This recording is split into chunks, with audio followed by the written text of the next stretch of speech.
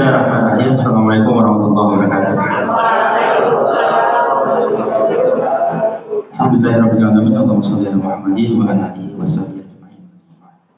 Baik, terima kasih. Ini kelas hukum acara perdata kelas B, pertemuan terakhir.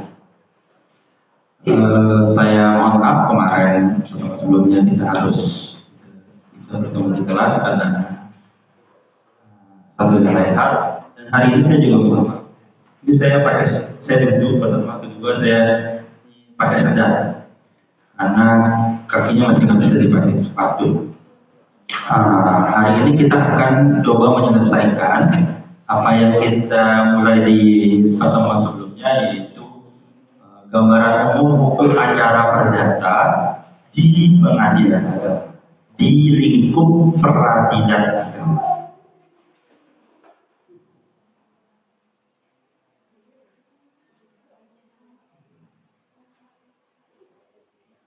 Kita mulai dari hari ini kita insya Allah akan selesai nanti jam 2.40. Nanti saya quarting lah, jadi jam 2.39.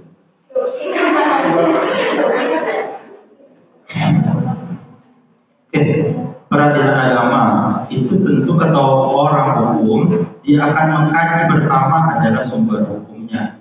Sumber hukum apa yang berlaku dalam peradilan agama. Perlu saya ingatkan kembali yang didefinisikan sebagai peradilan agama di sini di dalam undang-undang adalah peradilan agama merupakan salah satu. Jadi ada beberapa pelaksana apa kekuasaan kehakiman. Kemarin kita lihat ada peradilan umum, lingkungan peradilan umum, lingkungan peradilan agama, lingkungan peradilan militer, lingkungan peradilan tata usaha negara, dan sebuah mahkamah konstitusi. Bagi siapa pelaksana kehakiman itu? Bagi rakyat pencari keadilan. Spesifikkan pada rakyat pencari keadilan. Jadi sekian pelaksanaan kekuasaan kehakiman itu pencari keadilan yang bagaimana yang menyelesaikan perkaranya di peradilan agama adalah pencari keadilan yang beragama Islam, dikhususkan pada beragama Islam. Apakah seluruh peradilan atau seluruh perkara orang beragama Islam akan masuk ke peradilan agama? Tidak, karena dikhususkan lagi mengenai perkara perdata, spesifik hanya perkara perdata. Semua perkara perdata tidak, dispesifikkan lagi mengenai perkara perdata tertentu yang diatur dalam undang-undang.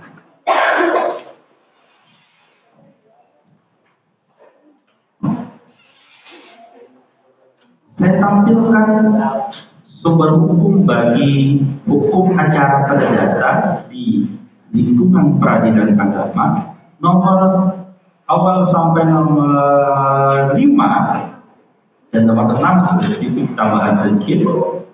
Pada dasarnya sumber hukumnya sama persis dengan apa yang ada di pengadilan umum, di peradilan umum, di pengadilan negeri yang kemarin sebelumnya telah kita bahas.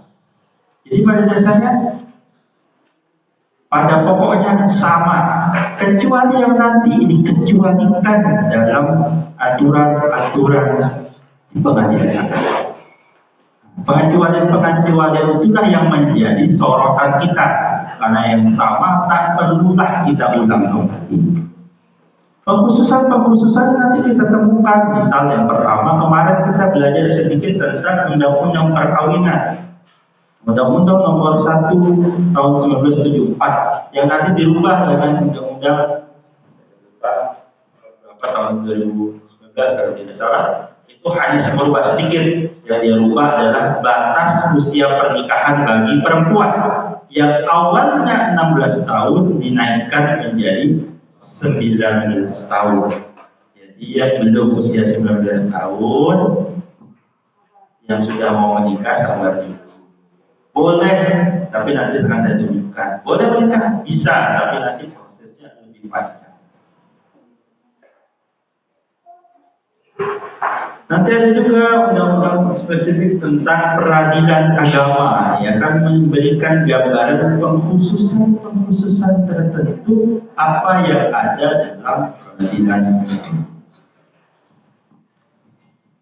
Juga nanti ada tema, perma dan sebagainya yang berkaitan dengan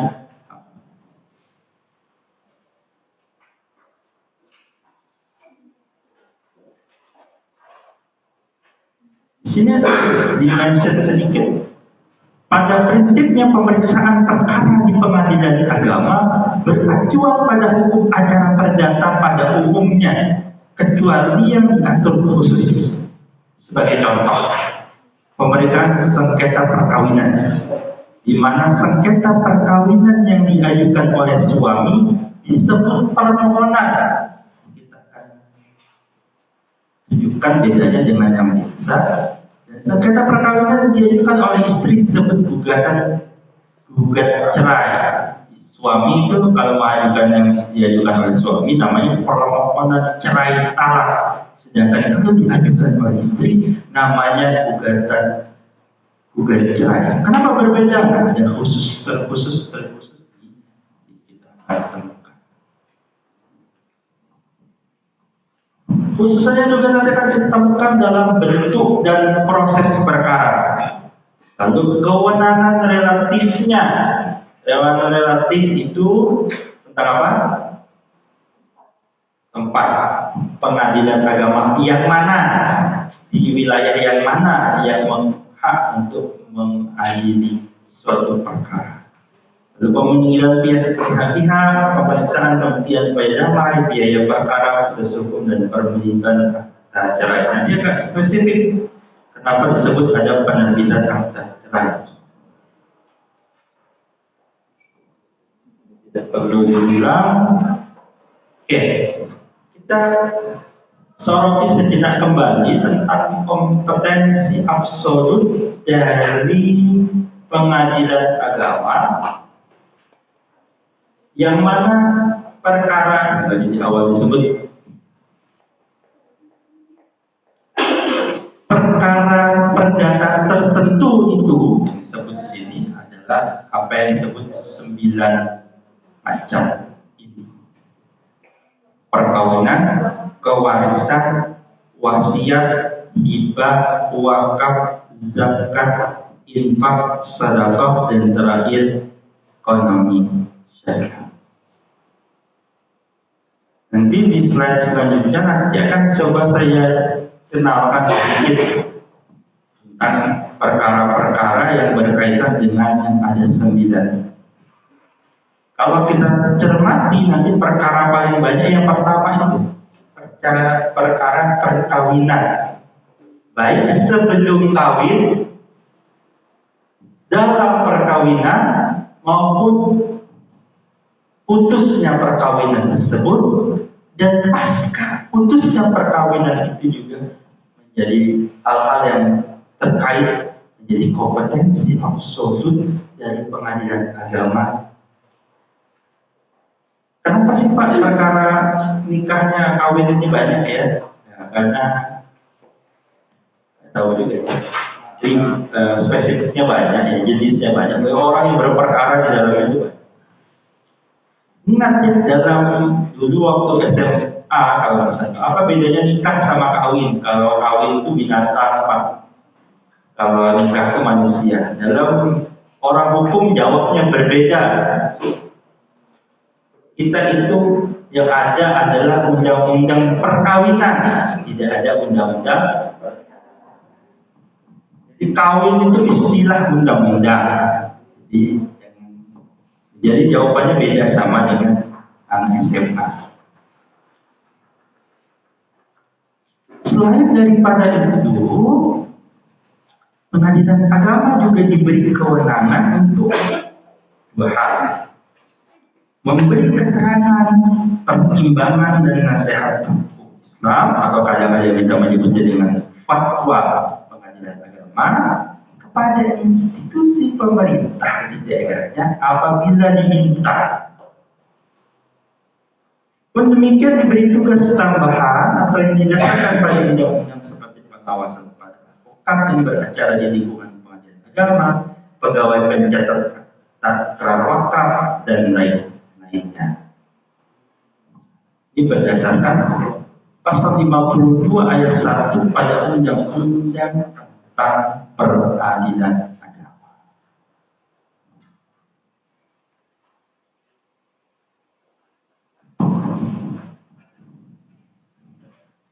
Pada dasarnya pihak perkara dalam pengadilan agama itu kan ada dua macam, sama persis seperti yang ada di pengadilan umum. Apa itu perkaranya? Jenis perkara gugatan dan permohonan. Apa bedanya gugatan dan permohonan?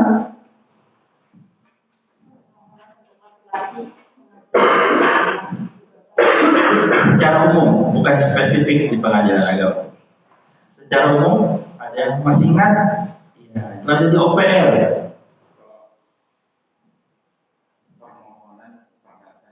Ya sama juga, kasus perdata. Lupa Pak, atau lupa atau tidak pernah ingat. Kalau lupa berarti pernah dipelajari terus lupa. Kalau tidak pernah ingat, ya memang tidak pernah dipelajari. Kalau dipelajari, saya akan tunjukkan ulang. Makanya itu ngetes sudah ingat sampai mana.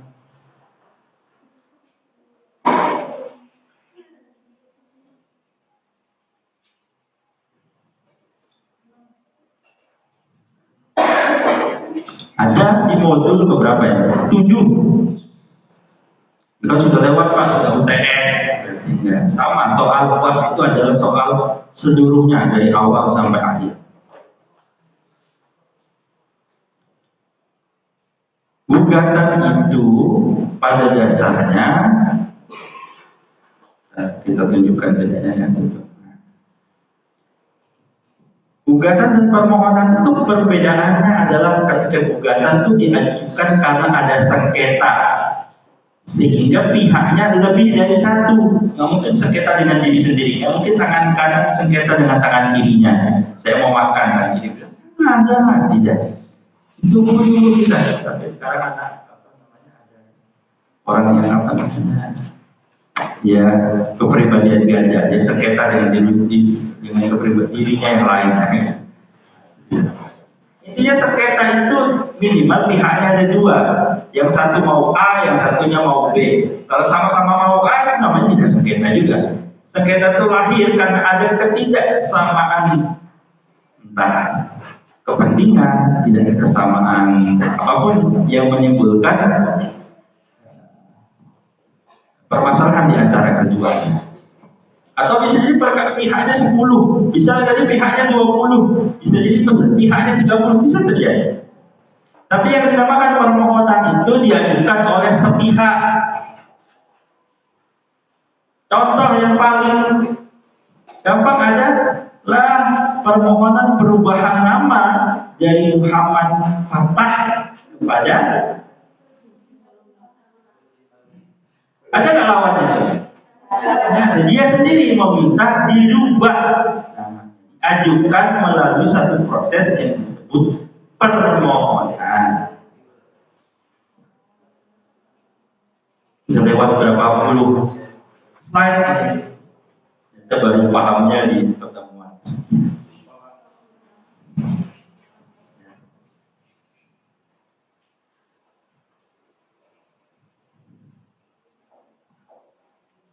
Ini perbedaan dasar. Pada dasarnya di pengadilan agama pada asasnya sama. Dan khusus dalam perkara tertentu ada keunikan. Perkaranya itu sengketa dua pihak, tapi disebut permohonan, terkhusus pada permohonan cerai talak. Ini tadi disampaikan sebelumnya yang diajukan oleh pihak laki-laki. Kenapa bisa begitu? Nanti kita akan temukan sedikit. Perkara yang sifatnya gugatan itu kita kenal istilah lainnya namanya ius. Sedangkan perkara yang hanya satu pihak disebut perkara voluntir. Sampai sini ada pertanyaan? Tidak ada, Pak. Ada? Apa? Apa silakan? Ada kasus yang seperti diwakilkan misalkan manual kok bisa diambil alih dari sama keluarga itu. Apalagi dari keluarga itu atau gimana? Kedua, misalkan dalam juga cerai dengan agama, kok ada kan masalah segala macam kan diambil dari agama. Kenapa begitu sampai ke pengadilan untuk Oke, nanti akan terjawab ketika pembahasan selanjutnya. Ya, jadi tahan dulu. Ada pertanyaan lagi? Tidak ada, Pak. Oke.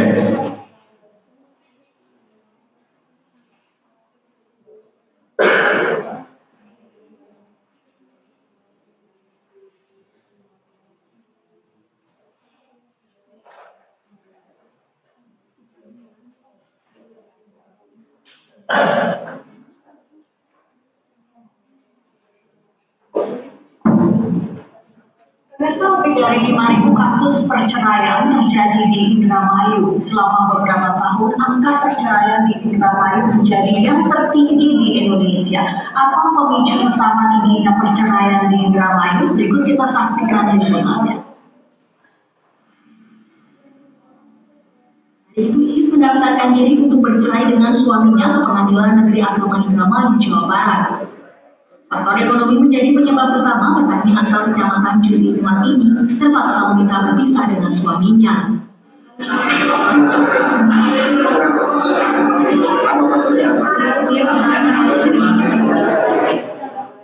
Hanya ini Pengadilan Agama Indramayu mendatang sejak awal Januari hingga September 2016, lebih dari 5.000 kasus perceraian terjadi di Indramayu.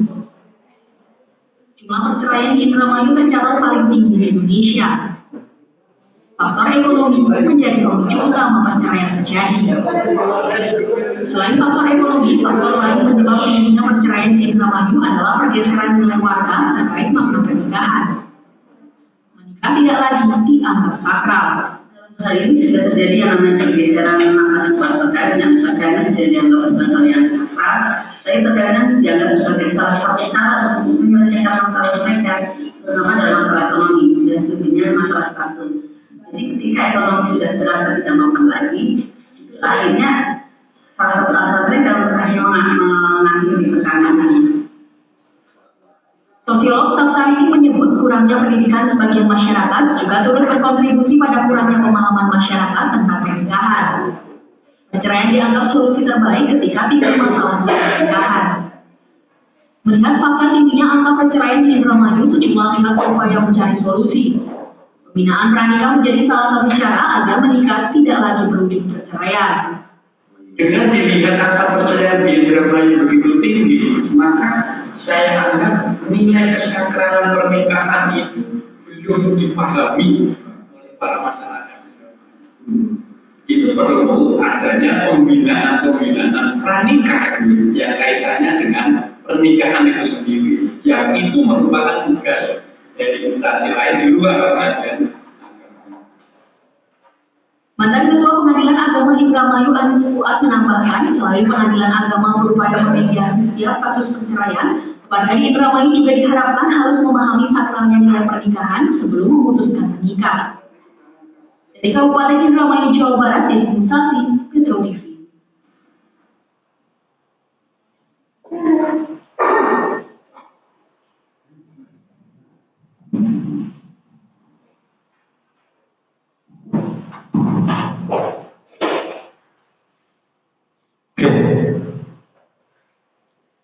Ada yang sudah pernah cerai, bisa cerita?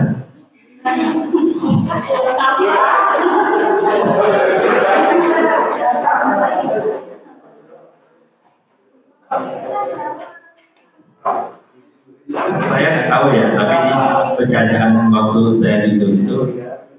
Tapi cerita ya orang Indramayu itu. Ada yang dari Indramayu ini? Iya. Indramayu itu makin sering cerai itu ketika mau nikah lagi, nilai pasarnya lebih tinggi, lebih berpengalaman. Dan cerai berapa kali? Misalnya segitu. Jadi bukan pernah cerai, tapi pernah cerai berapa kali.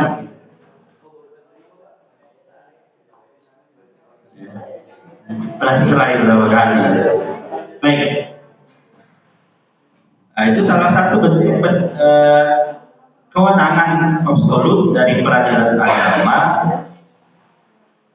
berkaitan dengan perceraian. Tapi ternyata terkhusus perceraian saja itu minimal yang tercatat ditemukan ada 22 subbagian perkara berkaitan dengan pernikahan. Ya. Pertama, izin beristri lebih dari seorang. Ada yang mau? Ayo.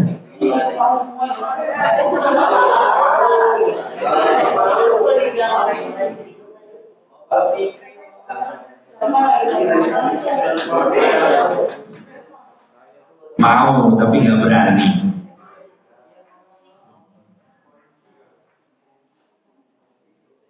Jadi, ini berbeda saya. Saya ingin merubah makna setia. Setia dalam Islam, hati-hati ya bagi mereka Islam. Setia itu artinya adalah setia pada pasangan yang sah. Entah pasangan yang 1, 2, 3, 4. Islam itu dalam bingkai pernikahan itu namanya masih setia. Yang tidak setia itu kalau dia pada sesuatu hubungan yang tidak sah.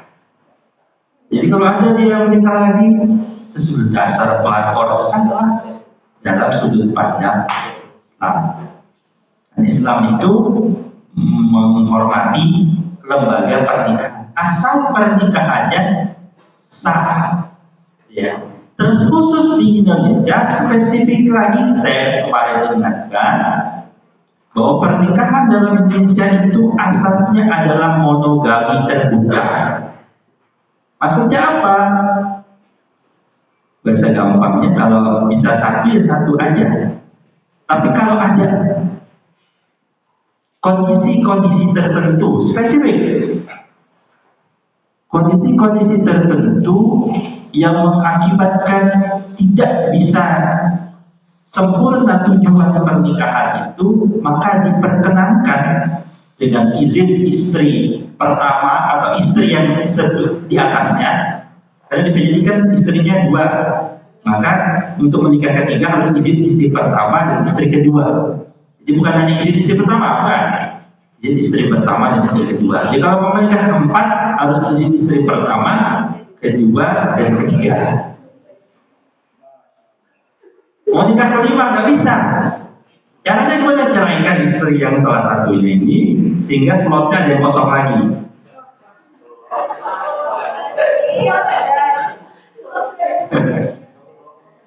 Ini saya tidak bawa perasaan, ya, hanya menceritakan konsep hukumnya. Jadi yang dimaksud dengan 4 itu saat bersamaan.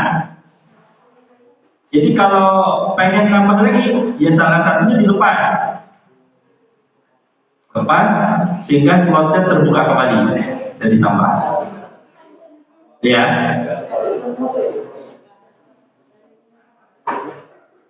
Karena banyak izin istri pertama salah.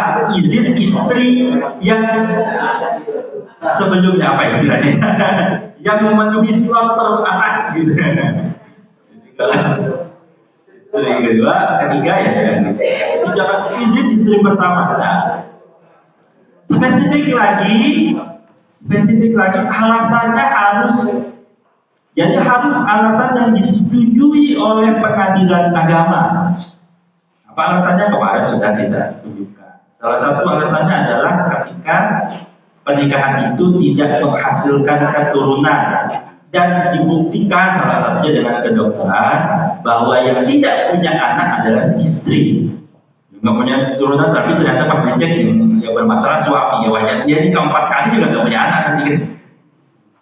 Nah Nah, ketika istri pertama misalnya tidak punya anak, bisa diberikan izin ya dengan izin istri ya nikah istri pertama, ya diizinkan istri pertama. Apakah diizinkan istri pertama pasti diberikan? Tidak.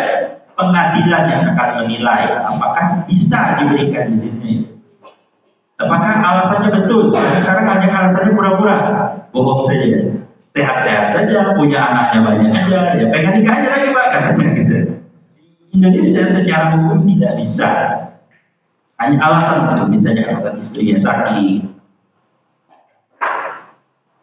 dan istrinya nggak bisa menghasilkan keturunan, sebagainya dan seterusnya. Ada yang itu alasan.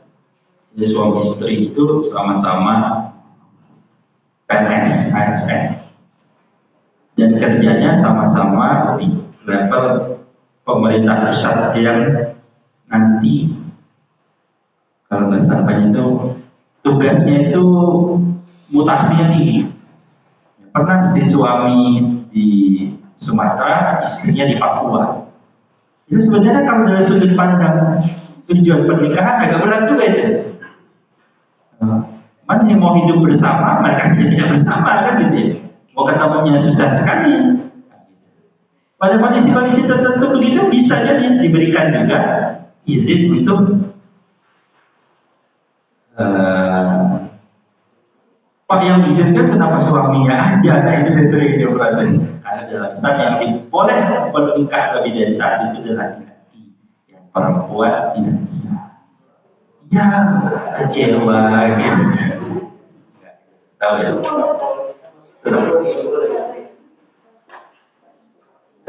Baik, ya harus dipengadilan. Jadi tidak bisa izin langsung di kertas saja. Izin itu yang nanti dibawa menjadi salah satu syarat dalam mengajukan permohonan izin nikah lebih dari seorang. Itu ya. Mas-masnya ingatin gimana caranya, berkasnya apa aja. Juga mbak-mbak, hati-hati kalau tiba-tiba itu saya coba deh saya mau tahu tanda tangan itu seperti apa. Kan ada kertas nanti ditempel tulisan bahwa ini mengirimkan.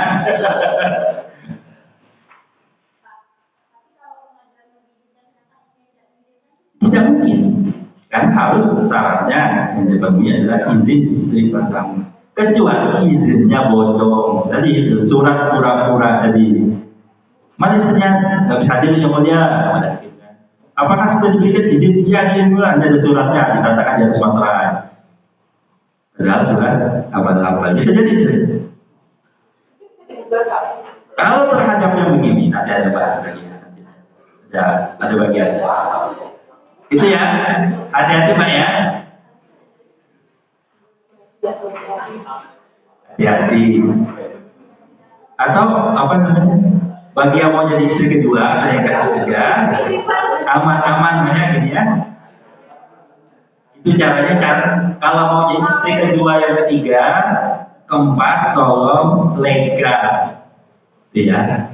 Jadi silakan mau jadi istri kedua, ketiga, keempat. Sekalian itu bukan aib. Bagi yang mengatakan itu salah. Dalam sudut pandang Islam pun itu bukan aib, itu sah. Ya, asal nikahnya sah. Ya, yang sering terjadi sembunyi-sembunyi. Ya.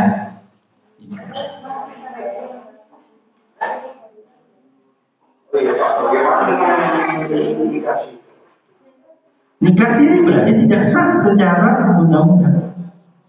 Ya, tidak sah secara. Saya hanya berkomentar secara undang-undang ya. Undang-undang pernikahan itu sah dengan syarat dua. Satu, sesuai dengan aturan agama, menurut agama dan kepercayaannya. Yang kedua, tercatat di pegawai pencatat akta nikah. Pegawai pencatat akta nikah seringnya terjadi adalah KUA.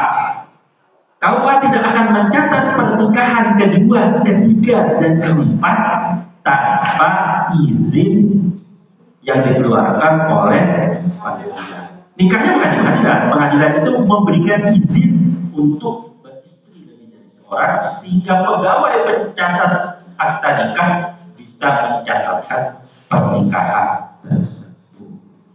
Itu yang calon-calon istri kedua dan ketiga. Satu, silakan aja, nggak tahu ya, saya nggak tahu nih. Jadi istri satu, kedua, ketiga.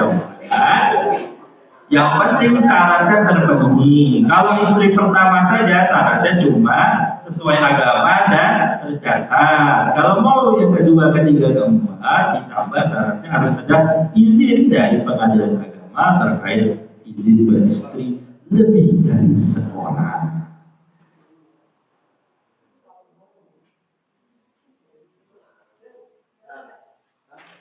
Mbak pengen suami yang baik ya? Suami yang adil.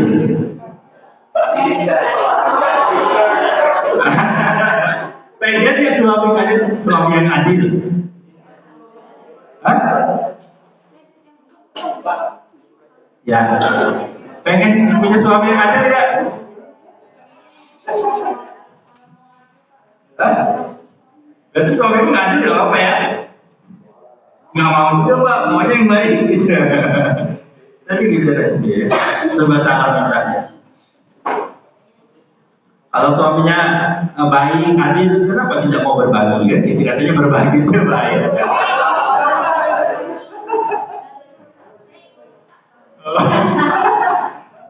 Pilihan saja. Kalian tidak memberikan izin, itu boleh sah. Jadi suami kalian tidak bisa menikah lagi.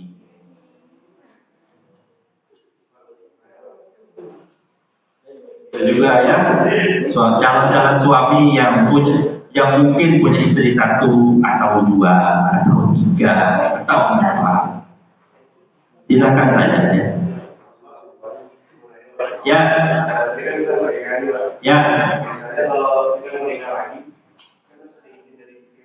Ya, istri yang lebih dahulu.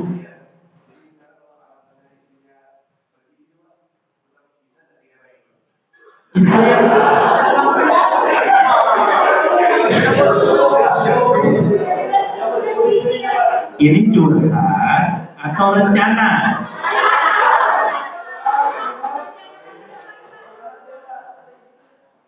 Kalau istri pergi antah berasa, maka saat itu yang diajukan adalah cerai dulu. Pertama, lalu mengajukan pernikahan lagi. Ini bukan pada ketika beristri lebih dari satu. Istri yang pertama nggak ada, gitu. Gimana sih? Gimana kata-kata saya tadi? Bercerai dulu. Cerai itu tidak harus orangnya aja. Iya.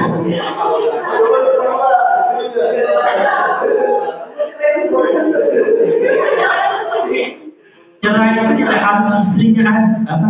Jadi kemarin saya dapat kasus mereka di sepasang suami istri menikah di Iran. Seingat saya di Iran atau di Pakistan. Lalu mereka hidup di sana. Keduanya adalah WNI, sama-sama WNI. Suatu ketika mereka memilih bercerai, tapi cerainya waktu di sana di Iran sana. Sehingga ketika pulang, dia mau mengurus perceraiannya di sini. Kan kadang nggak bisa diurus di sana, nggak bisa mengurus cerainya di luar negeri, bisanya di Indonesia. Saat itu dia ingin mengurus, yang mengurus adalah istrinya, gugatan cerai, gugat cerai. Suaminya kan jauh di sana, gimana caranya? Itu masih di sana, jadi tidak harus suaminya hadir. Ini salah satu pihaknya. Putusan dengan tidak kehadiran pihak itu berarti kalau yang mau ambil itu berarti belum tuntas belajar yang di putusan. Di putusan itu ada materi namanya putusan perspek, putusan tanpa kehadiran pihak lawan. Itu ya, jadi hilangkan istrinya sehingga bisa cerai. Ya. yang nikah siri itu kan yang Nikah siri, kamu nikahin siri. nah yang itu kan dalam Islam dia dibenarkan. Ya. Kalau hukum sendiri itu tidak dibenarkan. Jadi mekanisme pengadilan itu seperti apa? Kalau ada kasus nikah siri yang mau menikah lagi, bagaimana pengadilan terpilih diterima nggak perkaranya itu? Mau apa? Dia mau ngapain di pengadilan? Mau nambah istri. Ya secara hukum dia belum punya istri. Secara hukum, jadi nikah siri itu nggak bisa Nikah siri tidak diakui di Indonesia. Ya gitu saja. Dia dianggap lelaki perjaka. berarti kalau misalkan nikah siri itu kalau misalkan dapat izin dari istri yang dinikahi siri itu langsung saja tercatat dengan tangan walaupun tercatat. Ya karena logikanya dia tidak ditangkap punya istri.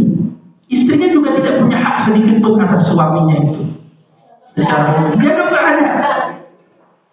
Makanya hati-hati sekali mbak yang dinikahi siri. Anaknya asal kelahirannya bukan atas nama bapaknya. Sampai akhir zaman selama itu masih nikah siri, dia nggak bisa dinikahkan oleh bapaknya. Udah saudara kamu silakan, negara tidak menganggap itu ada selama tidak tunduk pada aturan. Jadi anaknya akta nikahnya hanya atas nama ibunya. Waktu bagi warisan dia nggak dapat secara hukum nasional. Ya, jadi hati-hati sekali. Jangan pernah. Bahkan dalam, sehingga kalau di Muhammadiyah kita dibesarkan Muhammadiyah. Persyarikatan Muhammadiyah mengharapkan nikah siri. Bukan secara Muhammadiyah untuk hidup di Indonesia maka harus ikut juga aturan yang ditetapkan oleh pemerintah. Sehingga dalam pandangan Muhammadiyah menikah siri adalah haram. Dalam pandangan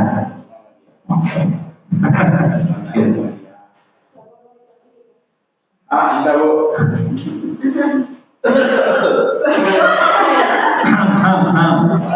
Sudah Pak.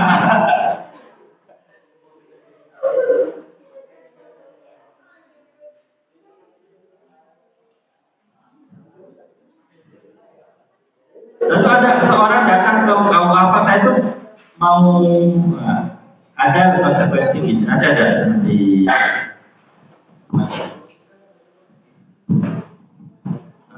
nanti di akhir saya akan bahas. Ada lagi pertanyaan? Semangat sekali ngomongin poligami.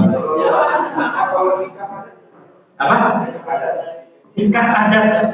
Sekali lagi yang diakui di Indonesia itu nikah berdasarkan agama dan kepercayaannya, kepercayaan berbasis dimaksud dengan adat, dan jadi harus dicatatkan di pegawai pencatat nikah. Bagi yang muslim dicatatkan di KUA, bagi yang non muslim dicatatkan di dinas catatan sipil. Jadi kalau dia nggak catatkan, maka sama statusnya, namanya nikah siri lah, namanya nikah adat lah, namanya nikah apalah, tidak diakui oleh negara. Itu nikah siri harus izin mertua kan? Bentar. Apa pertanyaannya? Jadi pertanyaan salah Pak. Coba saya perjelas. Nikah siri harus izin mertua. Nikah itu berarti belum punya mertua. Gimana mau izin kalau mertua?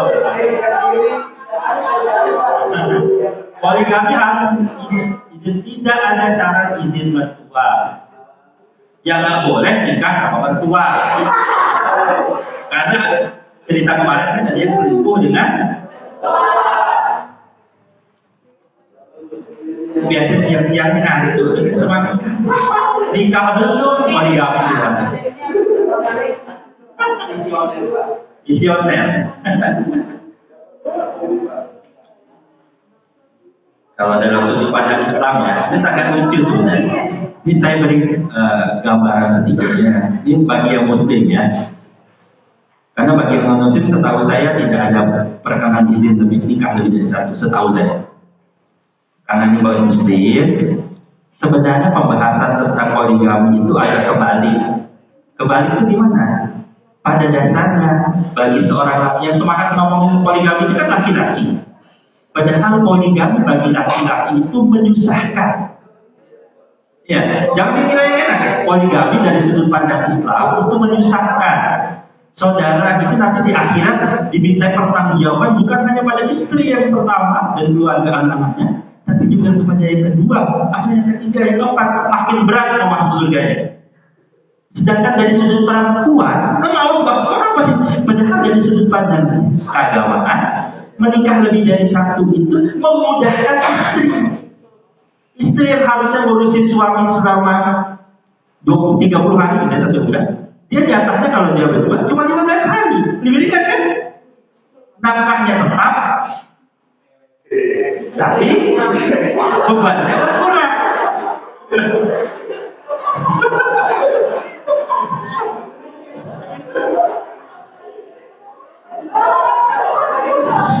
Nggak tahu pasti temannya suaminya. Padahal kan lagi dari sudut pandang konstruk agama, menikah poligami itu menyusahkan laki-laki, memudahkan perempuan. Gitu. Tapi nggak tahu kok malah laki-laki yang merasa susah itu dia jadi, perempuan yang dipermudah itu malah tidak mau. Kalau ada beban 100 kilo, dibagi dua kan 50 kan gitu.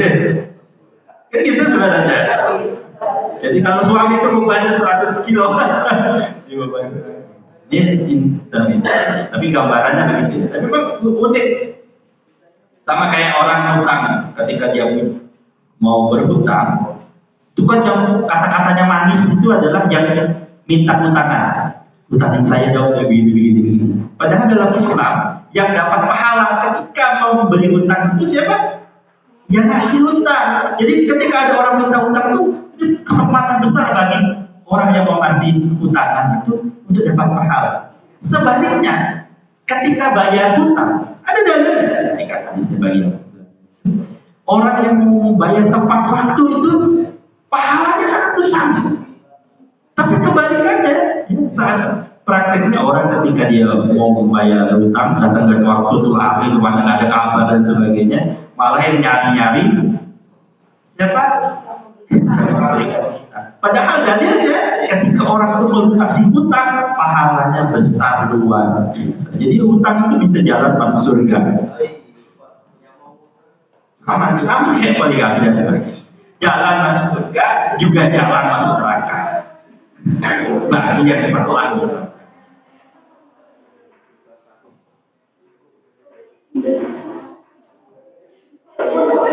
Lanjut, masih ada 22.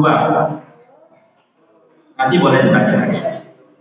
Izin melangsungkan perkawinan bagi yang belum 21 tahun. Kan dianggap dewasa, 21 tahun dan kawan-kawan perdata.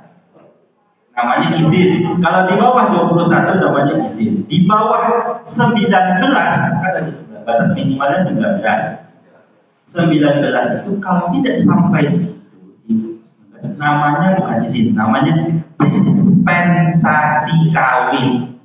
Hanya diberikan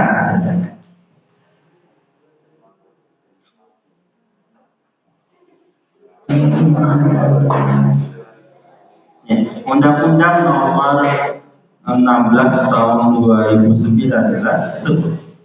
perubahan atas Undang-Undang Nomor 1 Tahun 2004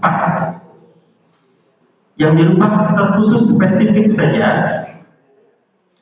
Perkawinan hanya diizinkan apabila pria dan wanita sudah mencapai 19 tahun. Jadi kalau di bawah 21 namanya izin. Tapi di atas 19 syaratnya harus di atas 19. Di bawah itu dalam hal terjadi penyimpangan terhadap ketentuan umur sebagaimana maksud pasal 1, orang tua pihak pria dan atau orang tua pihak wanita dapat meminta dispensasi kepada pengadilan dengan alasan sangat mendesak disertai bukti-bukti penggantung yang cukup. Apa alasan paling banyak yang dipakai mendesak? Hamil.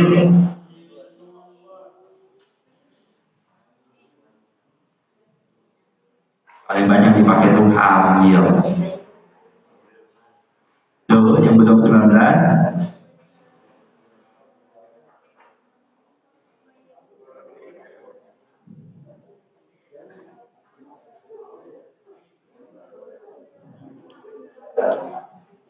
Nanti hakim yang akan menilai apakah syarat-syaratnya sudah. Kenapa pengen nikah, Pak? Ya karena kami pengen saja, Pak. Tapi kalian masih 17 tahun, nggak apa-apa, Pak. Tidak bisa diberikan oleh. Yang sering terjadi apa ya? Mereka menikah siri saja. Solusi untuk yang menikah siri ini gimana sih? Ya kalau ada yang menikah siri dengan alasan itu dan izinnya tidak keluar dan sebagainya, cara terbaik nikah. Menurut negara itu nikah. Nanti kalau sudah terpenuhi usianya, dia sudah 25, 21 saja, datang ke KUA, nikah. Ya, nikah secara undang-undang. Dibentuk proses menikah lagi. Di KUA saya nikah terima nikah. Tapi anak sebelum pernikahan itu tidak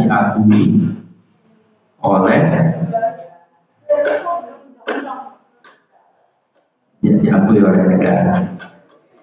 Itu ya. Dan lagi itu yang menjadikan kalau dalam kita dalam sebagai anak hukum gitu ya. Tolonglah jangan sampai ada menikah siri. Pak nikah siri buat jaga-jaga supaya nggak diambil orang.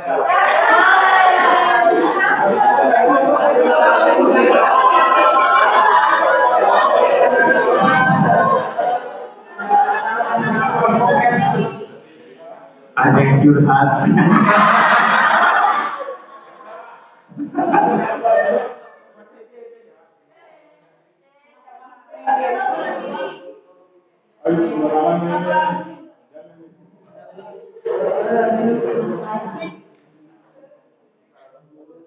Tapi kalau misalnya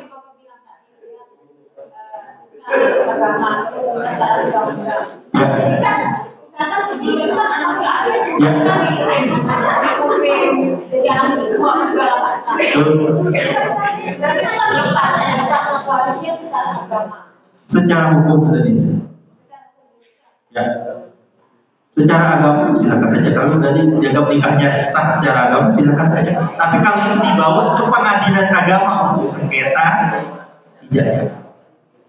kalau misalkan dia ke pengadilan Tidak bisa ditolak. Waris pasti pengadilan. pemberian utang Ya silakan saja. Pilihan saja. Jika ada sengketa, jika mau diurus ke notaris, nggak bisa. Nanti biasanya jangan sama notaris hibah, kan? Wallahu a'lam bishawab. Ya, nomor 2 izin, nomor 3 dispensasi. Bedanya izin usianya masih di atas 19, tapi di bawah 21. Sedangkan dispensasi itu di bawah 19. Saya menikah di usia 21 belum.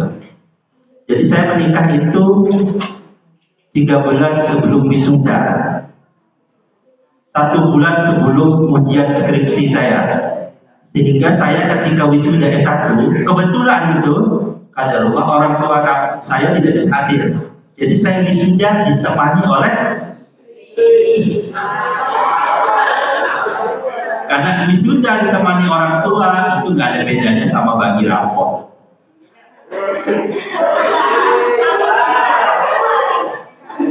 Wisuda masih ditemani orang tua kayak ada wisuda sama bagi rapor nah. Saya waktu wisuda S1 saya ditemani istri, waktu wisuda S2 ditemani, alhamdulillah kami punya anak pertama, hingga saya pertama lahir itu sebelum wisuda saya sudah 1 tahun waktu itu ketika menemani saya yang wisuda. Jadi di foto wisuda S1 saya bersama istri, foto wisuda S2 sama anak. Bukan istri kedua aja.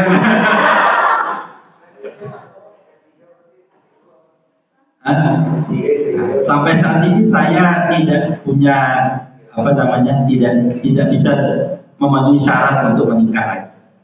Ya, istri saya punya anak, istri saya sehat. Jadi kalau secara hukum saya tidak bisa untuk menikah lagi. Jadi sebenarnya laki-laki itu terbatas, nggak bisa. Yang banyak terjadi kok bisa tuh nikah lagi ngakali. Ngaku ke pengadilan istrinya begini, ngaku ke pengadilan istrinya begini. Pengadilannya juga begini. Ngakali. Atau yang kedua itu dia dikasih diri saja. Tidak. Saudara kalau jadi PNS, mana Mas itu? PNS diharapkan PNS, ASN, Polri itu tidak bisa menikah lebih dari 1 dalam aturan perundang. Setahu saya, atau saya belum pernah berusaha. Jadi kalau mau berniat nikah 4 kali itu janganlah terjadi kerjaan. Juga istri PNS, seorang PNS yang perempuan tidak bisa jadi istri kedua, ketiga, atau keempat. Sehingga yang berniat mau jadi istri kedua, ketiga, dan keempat, sebenarnya jangan jadi. Setahu saya begitu ya, tapi saya bukan bidang itu. Tapi ini ada pertanyaan tidak ada. Yang keempat, namanya adalah pencegahan perkawinan. 4 dan 5 ini terjadi sebelum perkawinan. Apa itu? Pencegahan terjadi seperti apa? Salah satunya kalau dia bawa ke PPAT dan sebagainya itu rukun dan syarat-syaratnya itu ada yang tidak terpenuhi atau diakal-akali. Jadi dari kayak yang ini kejadian dia mau nikah lagi kedua dengan dibawa izin dari pengadilan, tapi ternyata bukti yang dibawa untuk izin ke pengadilan itu bohong. Tadi istrinya diakal-akali supaya mengeluarkan izin. Padahal istrinya merasa tidak pernah memberikan izin, tapi di pengadilan agama keluar izinnya. Lalu bagaimana? Bisa dicegah pencegahan perkawinan oleh istri. Mana kalau pencegahannya diajukan ke pengadilan. Istrinya merasa tidak pernah memberikan untuk nikah lagi. Ya, jadi yang berharap mau nikah lagi, tanya dulu waktu pacaran begini, mau nggak saya punya istri lebih dari 1? Mau nggak bebanku aku ingatkan?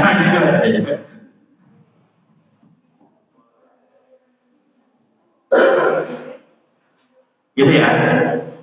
Pencegahan terjadi seperti apa juga ada yang dia di KTP-nya tuh berjaka gitu. Jadi kalau ya terima-terima aja, KTP-nya kan berjaka. Atau ada pernah kejadian di mana itu ternyata calon suami itu ternyata bukan apa? Calon suaminya ternyata bukan laki-laki, tapi ternyata perempuan. Nah, pencegahan dan pembatalan bedanya hanya apakah sudah terjadi pernikahan atau belum. Kejadian di satu tempat itu mereka sudah menikah, ternyata si istri ini adalah laki-laki.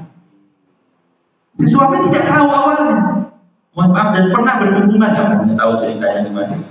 Tapi tidak tahu kalau itu kan istrinya adalah laki-laki. Nah, terungkap kapan? Setelah sekian lama setelah pernikahan. Lalu bagaimana ini? Apakah mereka bercerai? Tidak. Pernikahan yang syarat dan rukunnya tidak sah, itu tidak terpenuhi. Yang dilakukan bukan perceraian, tapi pembatalan pernikahan. Jadi kalau mencegah sebelum terjadi pernikahan namanya pencegahan perkawinan.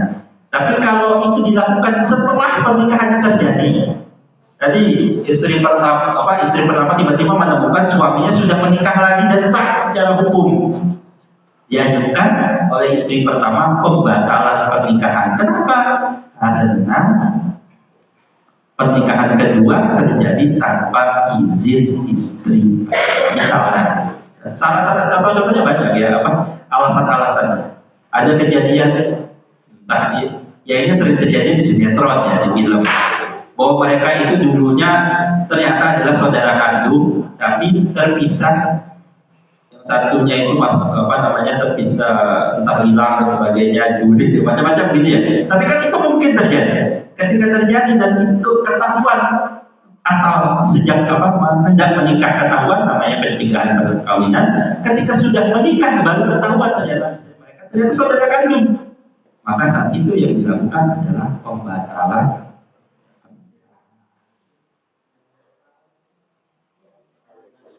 Ya, Pak, saya ajukan pembatalan pernikahan. Kenapa?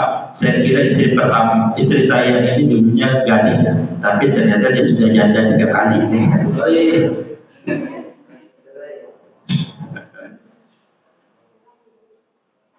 Atau yang kelima, kelima. Jadi ada pasangan suami istri membawa berkasnya ke pengadilan, lalu ditolak oleh pegawai pencatat nikah, entah alasannya apapun. Maka orang ini caranya bagaimana? Dia ajukan ke pengadilan agama untuk dapat memerintahkan pegawai pencatat nikah untuk mencatatkan pernikahan. Oke, sampai sini ada pertanyaan? Hati-hati jangan sampai juga Bapak tercegah pernikahan atau baru nikah sehari ditinggal batal pernikahan.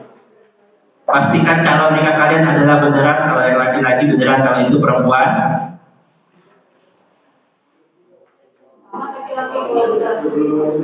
Yakin itu beneran perempuan. Cara ngetesnya bukan cara ngetesnya. Ngetesnya bisa bohong. Ya tadi pernikahan yang tadi saya ceritakan itu, faktanya itu si calon mempelai perempuan itu bohong, ternyata membawa KTP bohong, ya tercatat nama perempuan dan tertulis dia kelaminnya perempuan, ternyata KTP-nya bohong, wali nikah yang dia bawa itu perempuan juga bohongan. Kejadian di Sulawesi.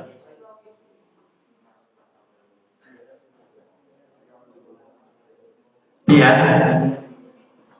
hati-hati. Dipastikan apakah calon suami Mbak juga pertama belum menikah. Hati-hati ya, jangan terlalu percaya juga dengan KTP. KTP-nya sih penjaga. Ada belum menikah.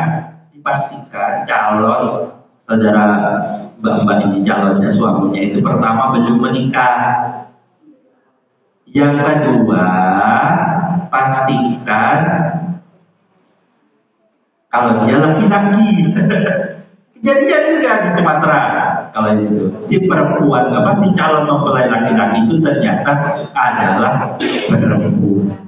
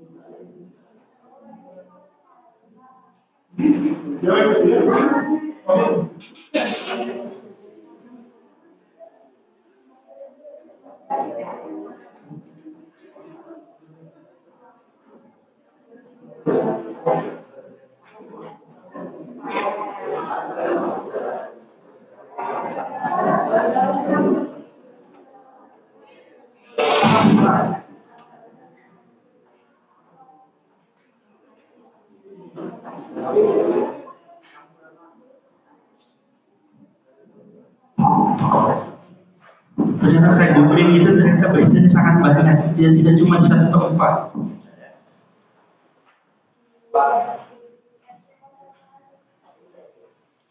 Dengan makin banyaknya kaum lelaki melambai dan kaum perempuan maco, itu hati-hati ya. Dulu zaman saya zaman saya kuliah itu, dulu kami biasanya teman pria gitu, saya ngekos, teman saya cowok nginap di kosan saya. Tapi kalau zaman sekarang itu hati-hati. Saya menemukan 2 orang laki-laki ngekos larang, itu belum tentu beneran gitu.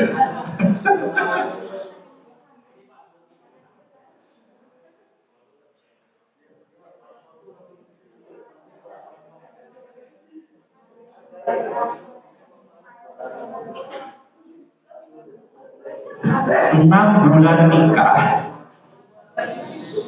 Umar kaget ternyata istrinya pria. Dan 6 bulan ini di Bekasi ya. Dia melaporkan ya,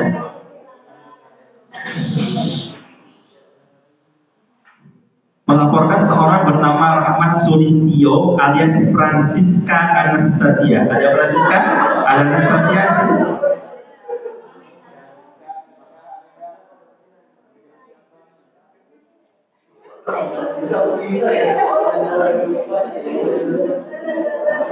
Jangan diketawain. Saya jadi korban nanti. Ini laki-lakinya. Waktu saya Google ini keluar sebelahnya. Ini 6 bulan ya.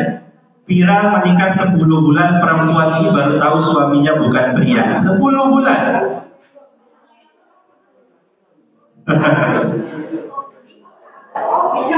Di Jawa. Itu lihat yang saya ceritakan di Jawa, di Sumatera. Kok bisa ya? Saya nggak tahu ya.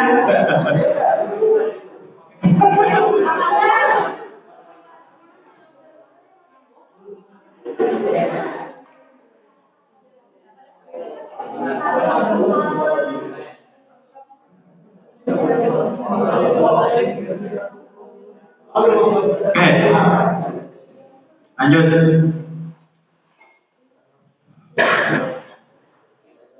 Waktunya udah banyak nih. Cepat sekali waktunya kalau udah ngomongin begini ya. Ini baru perkawinan ya, baru ngomongin perkawinan. Nomor 7, gugatan kelalaian atas kewajiban suami dan istri. Misalnya ada suami yang tidak memberikan nafkah dan sebagainya nanti. Jadi nomor 7 sampai belakang, nomor 7 ini terjadi dalam perkawinan. Yang sebelumnya nomor 6 dan 7 itu terjadi dalam perkawinan. Jadi perkawinannya sudah terjadi.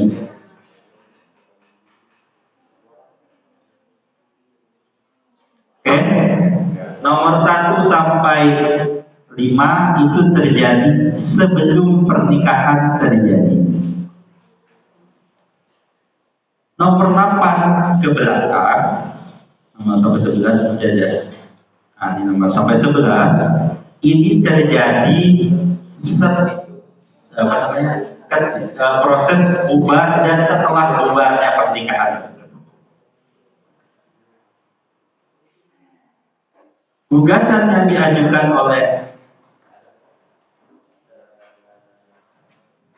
laki-laki itu namanya cerai talak.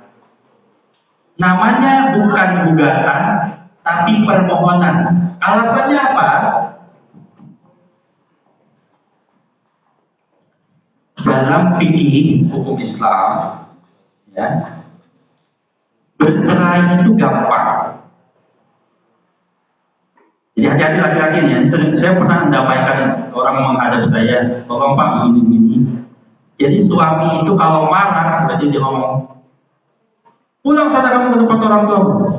Itu salah satu makna perceraian. Ceraian dengan makna manja. Bisa bilang, saya ceraikan kamu. Itu berarti putus. Kalau dimana pulang sana kamu ke tempat orang tuamu, juga bisa dimaknai. Tergantung niatnya. Apakah cerai atau tidak cerai? Cukup dengan satu kata atau cukup dengan teks di WhatsApp. Cerai. Secara Islam itu sangat mudah cerai. Tanpa saksi bisa. Saat itu putus. Dalam hukum di Indonesia, hukum Islam yang berlaku di Indonesia, diperpisah agar orang tidak segampang itu untuk mengucapkan cerai.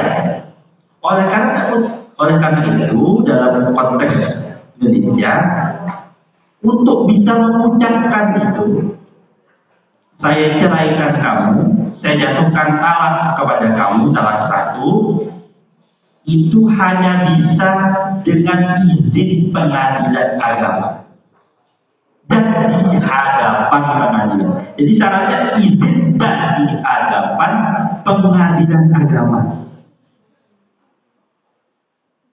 Ya, ini sama juga. Berarti dia sudah cerai secara hukum, secara agama sudah Pak. Ya, bisa jadi dia sudah cerai secara agama, tapi secara hukum yang berlaku di Indonesia dia bisa jadi belum cerai.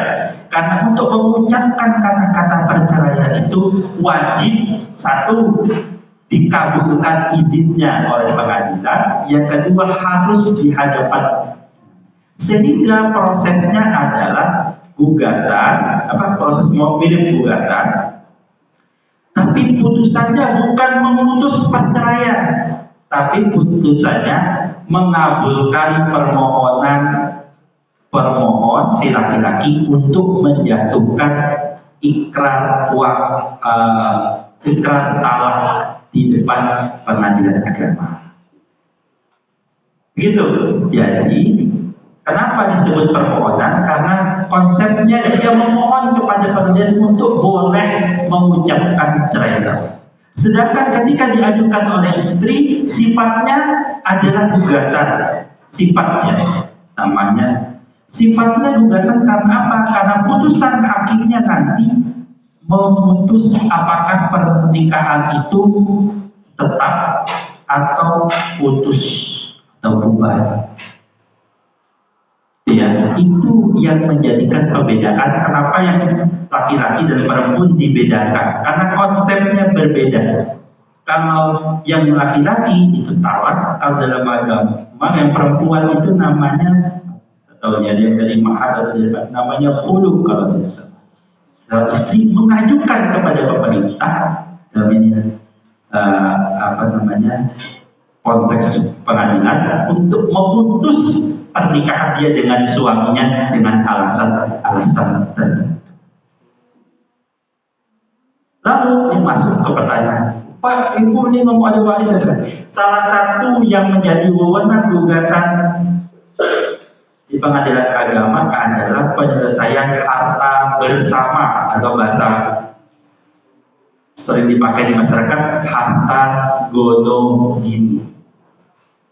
Ini yang sering membedakan sedikit apa yang dibahas dalam hukum fikih dengan hukum Islam yang berlaku di Indonesia.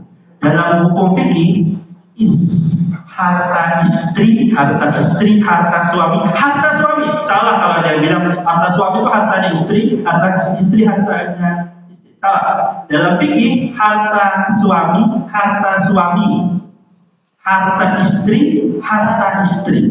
Suami wajib memberikan nafkah kepada istri. Walaupun bisa jadi gaji istri 100 juta, suaminya 2 juta, tetap yang wajib kasih nafkah suami. Nafkah 300 juta kurang, sebenarnya nambahin namanya sedekah. Bukan nafkah. Yang wajib memberikan nafkah itu. Jadi nggak ada tuh harta suami itu berarti harta istri, kan? Harta suami. Sudah kasih nafkah, bisanya pakai buat mancing, boleh. Selama nafkah nafkahnya sudah terpenuhi. Yang sore itu nafkah sudah sedikit gitu. Dia malah main lain-lain, main apa? Slot. Kalah lagi gitu kan. Judi kalah. Asik. Tapi dalam konteks hukum di Indonesia, diperhatikan, ini diperhatikan baik-baik yang mau menikah atau yang sudah menikah. Dalam konteks hukum di Indonesia, harta, perhatikan baik-baik, harta yang didapat pasca pernikahan adalah harta bersama. Tidak ada harta suami dan harta istri, kecuali untuk hal-hal tertentu. Nanti ada pengecualiannya. Dia dapat warisan. Kalau warisan kepada suami, berarti itu hartanya suami. Warisan dari keluarga istri, itu hartanya istri. Atau harta yang didapat sebelum pernikahan, itu harta masing-masing. Tapi harta yang didapat dari penghasilan kerja, entah yang kerja suami atau yang kerja istri, itu harta bersama. Konsekuensinya apa? Jilbab, gamis, motor, mobil. Ya didapat pasca perselingkuhan, mau itu bajunya istri, bajunya suami, itu harta bersama. Jadi, aneh kan? Di konteks Indonesia, hartanya harta bersama. Sebenarnya kenapa gue begini gitu? Karena dianggap harta bersama. Ketika mau cerai, gimana yang terjadi? Dipotong 50. Kalau ada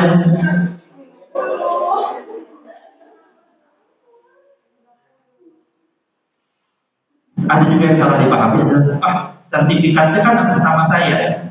Oh, itu BPKB-nya bersama istri. Oh, itu BPKB-nya bersama suami. Oh, itu rupanya atas nama si istri. Oh, yang tanah yang sama. Tidak berlaku sedikit pun. Itu hanya administrasi. Tapi di mata hukum, harta itu milik bersama. Tolong diperhatikan, hati-hati nanti jika sudah menikah. Indonesia, harta itu milik bersama. Gitu ya. Begitu Bu jawabannya. Karena itu harta milik bersama, jika cerai ini lagi dua.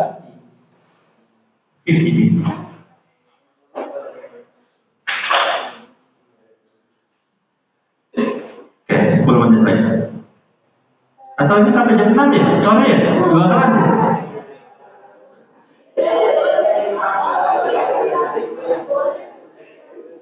Kata Pak Bayu mau 2 kelas, 2 sesi.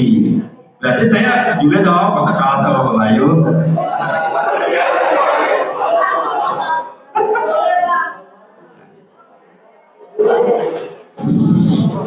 Istri aja boleh lebih dari 1 kan? Masa sesinya nggak boleh. Nah ya. Bisa lagi saya sampaikan. Ya ini, tapi mohon maaf ya karena ini berarti saya cuma selesai sampai di bagian ini. Banyak yang belum. Kalau yang belum nanti silakan akses video. Kayaknya di kelas 11 saya bahas sampai selesai. Nanti saya posting carikan video. Materinya sama. 3 kelas saya cuma yang mampu. Tapi di kelas 11 saya selesai. Kalau di sini banyak pertanyaannya saja, banyak yang bersemangat mau cerai. Mau kawin, mau kawin. Banyak yang semangat mau kawin, bahkan lebih dari 1.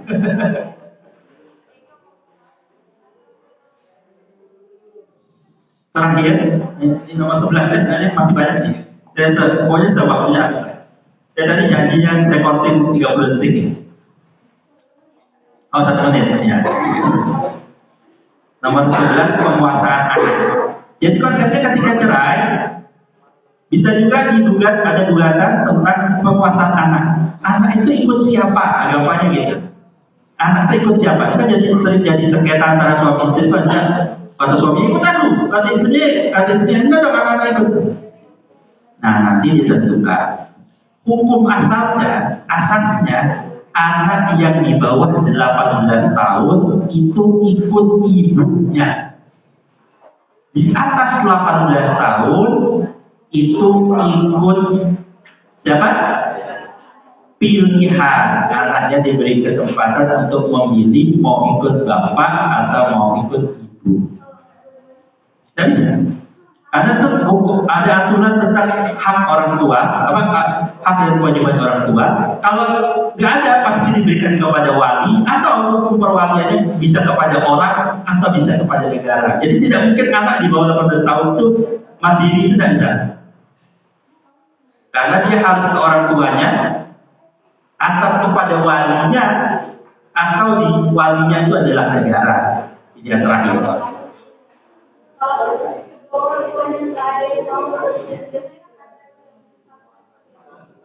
Mau nomor 7 itu kelalaian kewajiban suami istri, termasuk anak bisa menggugat orang tuanya kalau ada hak anak yang tidak terpenuhi. Anak misalnya mau minta nikah, tapi orang tua laki-lakinya walinya tidak mau menikahkan, gugatan bisa jadi. Itu ya. Orang tua yang menelantarkan anak itu bisa dikenai pidana. Ada pidana penelantaran. Sehingga kalau ada anak terlantar, segera dinas sosial biasanya akan mengurus agar menentukan hak hukumnya siapa. Orang kadang sepele apa sih itu? Termasuk hak untuk ketika anak di bawah umur itu kan dia tidak punya hak untuk memilih, menentukan tertentu. Misalnya apa? Misalnya dia jual beli. Anak di bawah umur yang bisa memberikan jual beli itu adalah orang tua atau walinya. Catat dalam hukum ini. Nah, kalau anak di bawah 18 tahun, apakah ada peluang penguasaan anak itu kepada bapaknya? Ada. Dengan apa? Dengan membuktikan bahwa ibunya, bahasa kasarnya, tidak becus ngurus anak. Jadi asasnya kan diberikan kepada ibunya. Tapi kalau ibunya bisa dibuktikan, ibunya yang tidak bisa mengurus anak, bahkan menelantarkan atau dia tidak punya apa ya, misalnya dia pekerjaannya buruk dan sebagainya, itu bisa jatuh kepada bapak. Kejadian pernah ada seorang, sebut sajalah namanya Ahmad Dhani, dulu punya istri namanya Maya, sebut saja. Dia punya anak, sebut saja anaknya karena nama anak kita pakai inisial aja, Al, L, inisial ya, tidak pakai nama sebenarnya. Ketika mereka bercerai, salah satu yang panjang itu adalah gugatan mengenai penguasaan anak. Hak asuh anak. Jatuh ke siapa hak asuh anaknya? Ke Ahmad Dhani. Karena Ahmad Dhani bisa membuktikan. Nah, tadi banyak ya. Saya tidak baca saja. Tapi dari itu kita bisa kesimpulan, bisa Dhani memberikan bukti bahwa istrinya, karena belum cerai kan, ketika dalam persidangan adalah ibu yang tidak bisa mengurus anaknya. Karena menyusahkan jadi itu nikah lagi sebelah goreng itu, yang dibuktikan di persidangan itu. Hati-hati juga mbak-mbak, kejadian tahu. Kalian mengikuti beritanya atau enggak? Saya carikan. Kan 3 menit lagi, saya carikan. 3 menit lagi. Jadi kejadiannya itu ke seorang artis, tidak tahu kalian mengikuti ya, namanya Mawar Afi. Afi itu dulu zaman kalian masih bayi kan ya. Itu namanya Akademi Fantasi Indonesia. Afi. Salah satu artisnya itu namanya Mawar. Nah, Mawar ini menikah dengan seseorang konten kreator. Mereka bersepakat cerai. Tapi yang mengajukan gugatan suami, karena suaminya udah ikut aku aja beres. Itu hati-hati. Udah saya aja ngurusin, kamu gak usah datang, biar sidangnya cepat. Ternyata di persidangan itu dimunculkan oleh pihak laki-laki bahwa si ibu ini nggak beres, anaknya selama ini diurus oleh babysitternya. Babysitternya nanti jadi istri, kedua apa istrinya, suaminya selingkuh sama babysitter. Tapi dibuktikan di persidangan, yang muncul di persidangan, si ibu ini nggak pernah ngurus anaknya, yang ngurus anaknya itu babysitter. Sehingga pengadilan memutuskan jatuh hak penguasaan anaknya itu kepada suami. Baru si Mawar itu mencap-mencap di media. Oh begitu, saya minta keadilan itu. Saya nggak tahu kalau di persidangan begitu. Hati-hati. Kalau cerai, kalau ada saudara cerai atau saudara punya keluarga atau ada yang konsul ke saudara, hati-hati yang perempuan, jangan sampai karena saudara tidak datang, itu hak asuh anaknya malah jatuh kepada suami tanpa bisa dibayar. Sudah 14:39 saya masih banyak, tapi ya nanti saudara lihat videonya lah, saya sharekan nanti videonya. Ini pertemuan terakhir, saya sampaikan selamat menyelesaikan OPL. Tolong ya, OPL diselesaikan. Progresnya tidak terpenuhi, tidak akan bisa ujian. Oke, tolong OPL masih dibuka sampai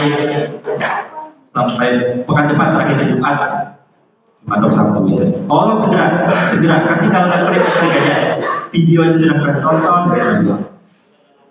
Lalu yang belum UTS silakan hubungi saya atau PJ kelasnya nanti mengecek siapa yang belum UTS, silakan di data saya. Ujiannya nanti di awal di Juni.